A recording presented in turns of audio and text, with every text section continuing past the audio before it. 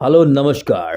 कल हमारी team India south Africa से हार गई है, लेकिन आपने घबराना नहीं है, आपने मुस्कुराना है क्योंकि मुस्कुराइए भैया, ये मैच लखनऊ में था और लखनऊ में हमारे जो मेहमान हैं उनको मुस्कुराने के एक नहीं कई सारे मौके हमारी टीम ने दे दिए हैं। हमारे जो फील्डर्स थे उन्होंने कैचेस छोड़े और हम ये जो मुकाबला है ये 9 रनों से हार गए। हमने मुस्कुराने की सारी वजह दे दी हैं साउथ अफ्रीका को। वो खुश हो सकते हैं क्योंकि वो T20 सीरीज में हार गए थे, मोमेंटम डाउन था, लेकिन यहाँ पहला ही मैच था, ये यहाँ जीत गए हैं। लेकिन आपने घबराना नहीं है बिकॉज़ हमारी ये जो टीम इंडिया जो कल खेलने उतरी थी, ये फ्यूचर की टीम इंडिया है जिसमें कि शुभमन गिल खेलेगा, गायकवाड़ खेलेगा, ईशान किशन खेलेगा, श्रेयस अय्यर शायद फ्यूचर का कैप्टन हो। लेकिन यहाँ पर संजू सैमसन ने भी अपना दम दिखाया। संजू सैमसन हालाँकि मैच को फिनिश नहीं कर पाए, टीम इंडिया को जिता नहीं पाए, लेकिन कहीं न कहीं उन्होंने एक परफेक्ट ऑडिशन तो दे ही दिया है फ्यूचर की टीम इंडिया में एक परमानेंट प्लेस बनाने के लिए। उनका बखूबी साथ दिया था लॉर्ड शार्दुल ठाकुर ने, खुद 30 समथिंग बनाया। श्रेयस अय्यर ओवररेटेड, श्रेयस अय्यर ने कल 50 मार करके वापस से खुद को ओवररेट करवा ही लिया और वो एग्जैक्ट 50 रन बना करके अगली ही बॉल पर आउट हो गया। लेकिन कल हमारे जो टीम थी वो जीतने के इरादे से खेली ही नहीं थी। हमारे फील्डर कैचेस टपका रहे थे। हमारे जो ओपनिंग है जो कि फ्यूचर का स्टार है शुभमन गिल, जो कि क्रिकेट से ज़्यादा सारा सारा खेलता रहता, कभी सारा अली खान, कभी सारा तेंदुलकर।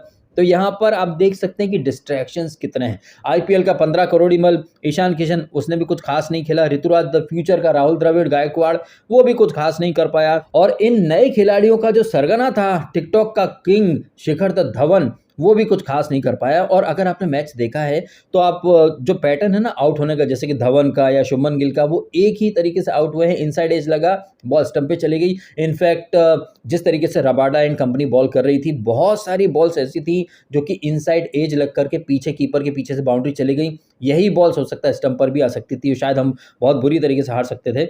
तो कल रबाडा एंड कंपनी ने वाकई में दम दिखाया। वहीं जब साउथ अफ्रीका बैटिंग कर रही थी तो डेविड मिलर ने वही T20 वाला फॉर्म बरकरार रखा और 75 not out, Kalasan 74 not out. तो यहाँ पर 40 ओवर का मुकाबला था, 249 समथिंग का टारगेट बनाया, जो कि मैं समझ रहा हूँ कि काफ़ी कम बनाए हैं। जिस तरीके से मिलर फॉर्म में चल रहा है, आई थिंक 270 280 तो बनने चाहिए थे।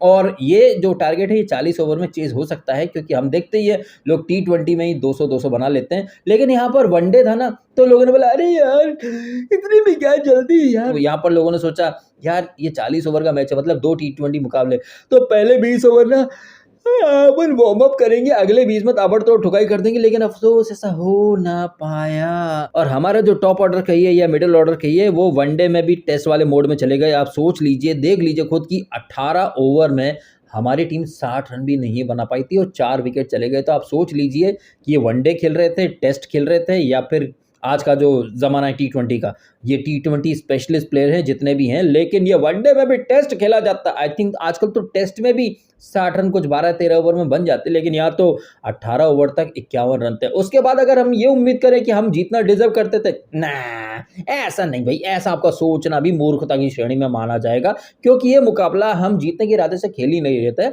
हमारे जो मेहमान हैं उन्हें मुस्कुराने की वजह मिल जाए, टुंडे कबाब खाने का मौका मिल जाए और वो यहाँ से खुशी खुशी जाएं, सो दैट उनके मन में ये रहे कि हमने इंडिया को पेल दिया है, अब वर्ल्ड कप में इंडिया हमको पेल देगी तो हम बुरा नहीं मानेंगे। तो अंदर की जो प्लानिंग है ना, आप बस क्रोनोलॉजी समझिए कि साउथ अफ्रीका को हम यहाँ क्यों जिता रहे हैं। बाकी आपने घबराना नहीं है। आपने एक्सक्यूज पर एक्सक्यूज देने हैं कि रोहित नहीं था, विराट नहीं था, केएल राहुल नहीं था, बुमराह नहीं था, भुवी नहीं था, हर्षदीप नहीं था, सूर्या नहीं था, ऋषभ नहीं था, DK भाई नहीं थे। लेकिन इसके बावजूद हम 9 रनों से हारे हैं। हम चाहते तो 60-70 रन से भी हार सकते हैं। तो ये हमारी मॉरल विक्ट्री है भाई साहब, मॉरल विक्ट्री। बिल्कुल वैसे ही जैसे कांग्रेस जब बीजेपी के अगेंस्ट लड़ती है, बीजेपी ले जाती है 400 सीटें, 300 सीटें और कांग्रेस को मिलती है 40-50 सीटें, लेकिन फिर भी कांग्रेस बोलती है ये तो हमारी मॉरल विक्ट्री है। वैसे ही कल जो हम 9 रनों से हारे हैं, ये हार नहीं है भाई साहब, ये हमारी मॉरल विक्ट्री है भैया, ये मॉरल विक्ट्री है। हम फ्यूचर की टीम को तैयार कर रहे हैं, तो उसमें तो थोड़े एक्सपेरिमेंट वगैरह होते ही है BCCI की लेबोरेटरी में, प्रयोगशाला में। तो इस हार को भी ना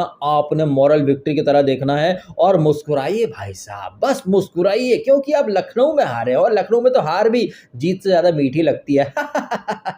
अब लखनऊ के बाद टीम इंडिया और साउथ अफ्रीका का अगला पड़ाव होगा रांची और उसके बाद अगला पड़ाव होगा दिल्ली। वहीं जो हमारी एक और टीम इंडिया है, बताइए BCCI कितना अमीर बोर्ड है ना, एक साथ दो टीमें अफोर्ड कर सकता है भाई साहब है। एक टीम इंडिया में खेल रही है, एक टीम वहां ऑस्ट्रेलिया ऑलरेडी पहुंच चुकी है। मजा ही मजा है, दो टीमें अफोर्ड कर सकते हैं भाई, मजा ही मजा है, मजा ही मजा है, वाह वाह वाह, मौजा ही मौजा। अब आप इस मौजा ही मौजा के बारे में आपको क्या कहना है? कमेंट करके अवश्य बताइएगा कि आपको नहीं लग रहा कि अगर संजू सैमसन थोड़ा-सा दिमाग लगाता और आवेश पर जिस तरह से उसने इमोशनल होकर के यकीन कर लिया। आजकल तो रूल भी बदल गए हैं, अगर जो बल्लेबाज आउट हो रहा है, कैच आउट हो रहा है, तो जो आप क्रॉस करते हैं वो नहीं माना जाएगा, नया बल्लेबाज आएगा वो स्ट्राइक लेगा। तो यहाँ पर संजू सैमसन गेम को काफ़ी डीप ले जाने के चक्कर में इतना डीप ले गया कि आउट ऑफ रीच हो गया संजू की रीच से वो मुकाबला। हालाँकि संजू ने काफ़ी दम दिखाया है, बट अगर जीत जाते तो बेहतर होता। लेकिन जैसे कि मैंने कहा, जीतने के लिए कौन खेल रहा था? हम तो एक्सपेरिमेंट करने के लिए खेल रहे थे ना भाई साहब। सही बात है, सही बात है। ये एक्सपेरिमेंट बहुत बुरी तरह से ले डूबेंगे टीम इंडिया को। ऑलरेडी ले डूब चुके हैं काफ़ी हद तक। खैर, आप कमेंट करें, आपके ओपिनियन, आपने समय निकाला, वीडियो देखा, आपका बहुत-बहुत धन्यवाद। Thank you so much.